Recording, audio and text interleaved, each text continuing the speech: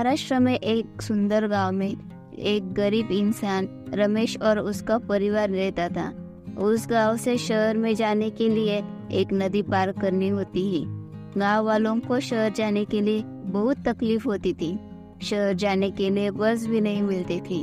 जल्दी जाने के लिए एक ही मार्ग था, नदी को पार करना। रमेश बहुत होशियार और अच्छा था।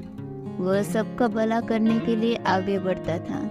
वह एक कपड़े का व्यापारी करता था। अपने हाथ से कपड़ा बनाता था और बाजार में बिकता था। अरे भाग्यवान, सुनो, आजकल मेरे कपड़े बिक नहीं रहे हैं। धंधे में बहुत मंदी आई है। अब करे तो क्या करे? सुनो, मैं भी कपड़े बनाने जानती हूँ। मैं अच्छे अच्छे कपड़े बनाती हूँ और शहर में जाकर बेच देती हूँ। नहीं, तुम इस घर की लक्ष्मी हो। तुम दूसरों के कपड़े मत बनाओ, मैं कुछ तो करता हूँ। अरे बेटे, मुझे शहर लेकर चलो, मेरा अच्छा इलाज कर लो, मुझे बहुत तकलीफ होती है। अरे हाँ माँ, मैं जानता हूँ, करूँ तो क्या करूँ। अब धंधे में बहुत मंदी है और पैसा जुड़ना बहुत मुश्किल हो रहा है। तुम फिक्र मत करो, मैं कुछ तो कर लूँगा। बहुत अच्छे अच्छे कपड़े बना लेता है और बाजार में जाकर बेच लेता है। उससे कुछ पैसा इकट्ठा कर लेता है, पर कुछ काम से वह पैसे खत्म हो जाते हैं। रमेश बहुत परेशान हो जाते हैं। अरे मैं कैसा बेटा हूँ, मैं अपनी माँ का इलाज भी नहीं कर सकता हूँ। अरे भगवान, मेरी कुछ तो मदद कर देना। मैं ऐसा करता हूँ, कुछ अच्छे अच्छे कपड़े बना लेता हूँ और शहर में जाकर बेच देता हूँ। उसी पैसों से कुछ तो माँ का इलाज हो सकता है। रमेश सोच लेता है कि 100 कपड़े अच्छे अच्छे बनाकर शहर में बेच देंगे। वह सुबह से रात तक वही काम करने के लिए जुट जाता है। अरे सुनो जी, तुम खाना खा लो, सुबह से तुमने कुछ नहीं खाया। नहीं, मैं खाना नहीं खा सकता, मुझे 100 कपड़े बनाने ही होंगे और शहर में जाकर वह भेजना पड़ेगा। तब तक मेरे गले के नीचे खाना भी नहीं जाएगा। रमेश 100 कपड़े बना लेता है और शहर जाने के लिए तैयार हो जाता है। तभी उधर एक गांव की औरत आ जाती है। आ गई चुड़ैल कहीं की, उसकी नजर ही है मेरे परिवार पर, मेरा काम ही बिगाड़ देगी। जाने दो, मेरे साथ भगवान है, कुछ नहीं होगा मुझे। अरे रमेश भैया, क्या हालचाल चालू है? मैं शहर जाने वाली हूँ, मुझे भी दूर उधर भेजना है। अरे हाँ, मैं भी शहर जाने के लिए तैयार हुआ हूँ, साथ में ही जाएंगे। वह दोनों रास्ते से जा रहे थे। उनको गांव का मुखिया मिल जाता है। अरे रमेश, बबीता, तुम शहर जा रहे हो क्या? मैं भी शहर आने वाला हूँ, उधर ही तुमको मिलता हूँ। तुम चलो आगे, मैं आता हूँ पीछे से। मेरा काम है थोड़ा, वह करके मैं आ जाता हूँ। फिर वह दोनों बस से शहर जाते हैं। भैया, तुम इधर तुम्हारे कपड़े बेच दो, मैं तब तक दूध बेच देती हूँ और तुमको इधर ही मिलती हूँ। भाई बहने आ जाओ, अच्छे अच्छे कपड़े तुम्हारे लिए लाया हूँ। एक बार पहन लोगे तो बार बार यही पहनने का दिल करेगा। मेरे हाथ से तुम्हारे लिए अच्छे कपड़े बनाए हैं, आ जाओ आ जाओ, एक जोड़ी लेकर जाओ।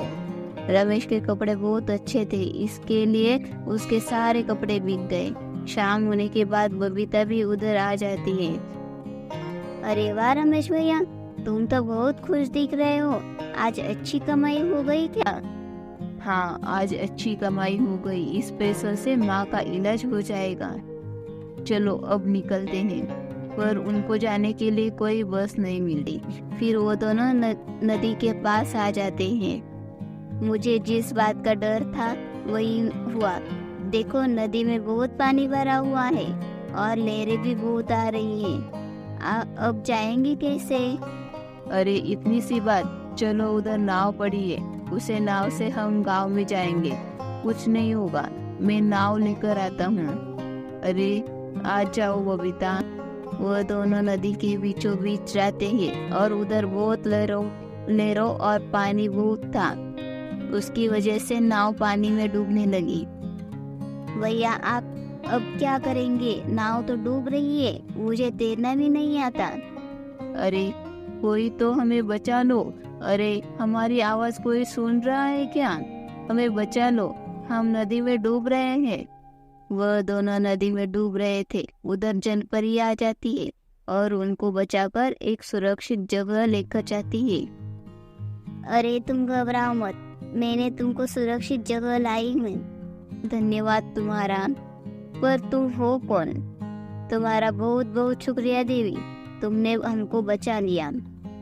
अरे तुम्हारे रमनपुर गांव को जानती हूँ, तुम्हारे गांव के लोग बहुत अच्छे हैं। तुम्हारे पूर्वजों ने इस नदी का पानी प्रदूषण न होने के लिए फूल का काम नहीं किया। तुम्हारे गांव से बहुत लोग अच्छे थे। जो पैसे इकट्ठे किए थे वह सब नदी में चले गए। मैं अपनी माँ का इलाज कैसे करूँगा? मुझे भी पैसों की बहुत जरूरत थी। वह दोनों अपने अपनी राय उस जलपरी को बताते हैं। मैं तुम्हारे पैसे नहीं लौट सकती, पर तुम्हारे गांव की एक मदद जरूर कर सकती हूँ। तुम कापड़ का व्यापारी करते हो ना? मैं तुमको एक जादुई रेशम देती हूँ। उस रेशम से तुम कपड़े बना लो। वह कपड़े पहनकर तुम नदी पार कर सकते हो, पर एक शर्त है। वह कपड़े पहनकर सिर्फ तुम्हारे गांव के लोग ही नदी पार कर सकते हैं। गांव के बाहर के लोग ने नदी पार करने की कोशिश की तो वह नदी में डूब जाएंगे। मैं इस बात का ध्यान रखूंगा। रेशम लेकर गांव में आ जाता है और बहुत सारे अच्छे अच्छे कपड़े बना लेता है। उसी रेशम से बनाए कपड़े सब गांव को मुफ्त में बांट देता है। उस कपड़े के बारे में सब गांव को बताता है। सुनो मेरे प्यारे गाँव वासियों, एक कपड़े तुम पहनकर नदी पार कर सकते हो। अब इस कपड़े से गांव से शहर में आने जाने के लिए बहुत आसान हो जाएगा। कुछ भी रमेश भैया फेंकना है तो कुछ भी मत फेंको। ऐसे किधर हो सकता है क्या? तुम सब गांव वाले मेरे साथ चलो, मैं तुमको नदी पार कर दिखाता हूँ। तब रमेश कपड़े पहनकर नदी पर पार कर लेता है। सब गांव वाले खुश हो जाते हैं और रमेश के साथ नदी में चले जाते हैं। गांव में एक गीताराम नाम का आदमी रहता था। वह बहुत धार्मिक और अच्छा किस्म का व्यक्ति था। उसके परिवार में उसके माँ बाप और पत्नी रहती थी और रोज माँ बाप के दर्शन लेकर अपने नारियल बेचने के लिए चला जाता। माँ, मैं अब नारियल बेचने के लिए जा रहा हूँ, मुझे आशीर्वाद दे दो, आज अच्छी कमाई हो जाए। गीताराम जिधर नारियल का ठेला लगाता है उसके सामने मोहन गप्पे का ठेला था। मोहन वह ठेला चलाता था। मोहन शाम ऊपर बहुत जलता था क्योंकि शाम की अच्छी कमाई हो जाती थी। गीताराम शाम तक सब नारियल बेच देता था। इस गीताराम का कुछ तो करना पड़ेगा। सब नारियल पानी पीते हैं, मेरे गोलगप्पे खाने के लिए कोई भी नहीं आता। साहब, मुझे कुछ खाने के लिए दे दो, मैं 2 दिन से भूखा हूँ। चले जाओ इधर से, भिखारी कहीं के। चले आते मुंह उठाकर किधर से दो। एक नई सड़क पर गीताराम अपना ठेला लगाता है। उधर उसकी चुटकी में सब नारियल खत्म हो जाते हैं और बहुत सारा पैसा कमा लेता है। मोहन ने देखा और वह बहुत घृणा करने लगा।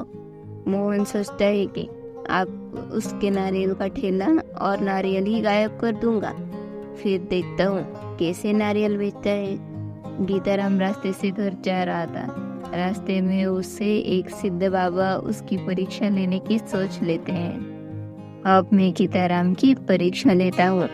मैं उसके पास खाने के लिए कुछ तो मांगता हूँ, देखता हूँ कि देता है कि नहीं। सिद्ध बाबा एक बूढ़े आदमी का रूप धारण करते हैं और गीताराम के पास चले जाते हैं। बेटी, मुझे कुछ तो खाने के लिए दे दो, मैं बहुत भूखा हूँ। बाबा, मेरे पास खाने के लिए खाना बचा नहीं है, पर मेरे पास कुछ बिस्किट है, वो आप खा लो। गीताराम बिस्किट देकर उधर से चला जाता है और गीताराम सिद्ध बाबा की परीक्षा में पास हो जाते हैं। आगे रास्ते से जाने के बाद उसे एक भिखारी सड़क के किनारे ठंड से कांपते हुए देखा। उसने भिखारी के ऊपर वह एक चादर डाल देता है और अपने घर की ओर चला जाता है। रात में मोहन उसके घर पर आ जाता है, उसका ठेला और नारियल चुरा कर लेकर जाता है। सुबह गीताराम उठकर देखा तो उसके नारियल और ठेला किसी ने तो चुरा लिया है। वह बहुत परेशान हो जाता है। नारियल ही मेरी रोजी रोटी थी, अब मैं परिवार कैसे चलाऊंगा। अब बहुत सोच में पड़ता है। अब मैं ऐसा करता हूँ, बाबा के पास चला जाता हूँ, वह कुछ तो मुझे उपाय दे देंगे। अरे गीताराम, क्या हुआ?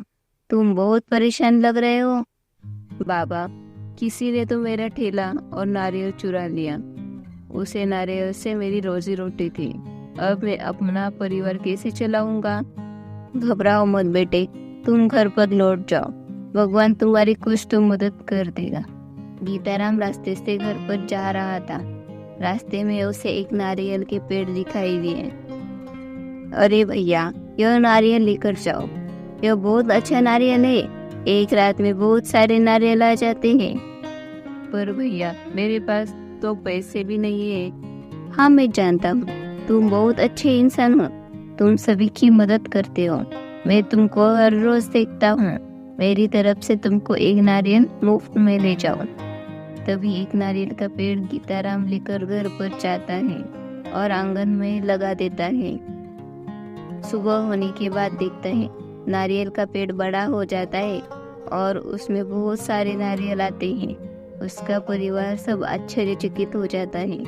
गीताराम सब नारियल तोड़कर सड़क पर टेबल लगा देता है और लोगों को नारियल बेच देता है। उसकी उस दिन अच्छी कमाई हो जाती है और उसकी रोजी रोटी चलने लगती है। और मोहन सब सुबह उठकर उसका ठेला देखा तो ठेला टूट गया है। मोहन की रोजी रोटी पूरी तरह से अब बंद हो गई है। जब हम दूसरों में अच्छाई देखने लगते हैं तो हमारा जीवन सुखी और शांत हो जाता है। जो लोग दूसरों में बुराई देखते हैं उन्हें मानसिक शांति नहीं मिल पाती। तो चलो दोस्तों, मिलते हैं ऐसे ही एक शानदार कहानी के साथ। तुमको हमारी कहानी कैसी लगी जरूर कमेंट करके बताना और एक लाइक जरूर कर देना। तब तक के लिए बाय बाय।